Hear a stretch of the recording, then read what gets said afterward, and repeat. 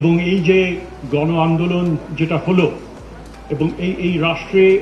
এই সরকারের লেজিটিমেসি এবং সমস্ত কিছুর মধ্যে বড় রকমের গুম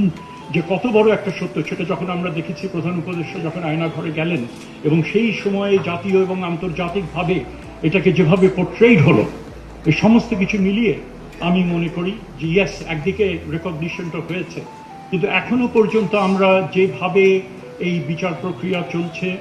যেভাবে ইনভেস্টিগেশনগুলি হচ্ছে এবং তার ভয়াবহতা আমরা খালি আঁচ করতে পারছি, কারণ কতখানি এটা ডেপথে যেতে হবে, কতদিন লাগবে, আমি কিন্তু অতখানি আশাবাদী নই যে সেরকমভাবে আমরা already we are on the correct course. কাজেই in fact the point that you raise যে আরও অনেক এখানে আমাদেরকে ইনভেস্ট করতে হবে ইন টার্মস অফ কি বলে সময়, ইনভেস্টিগেশন, বিচার কার্য, সমস্ত কিছু এগুলো করতে হবে, কারণ we owe it to the families, victim families, যে তারা আশা করবেন প্রত্যেকটা তাদের ক্ষেত্রে যারা বিচার চাচ্ছেন তার একটা যৌক্তিক সমাপ্তি যেন ঘটে সেটা নিশ্চিত করার ক্ষেত্রে। এখানে ইন্ডিপেন্ডেন্ট পাওয়ারফুল একটা কমিশনের কথা অনেকে বলেছেন, এটা হয়তো প্রয়োজন নেই। আমি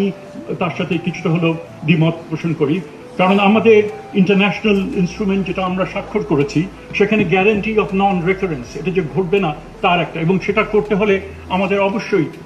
আমার মনে হয় যে আমাদের অবশ্যই একটা পাওয়ারফুল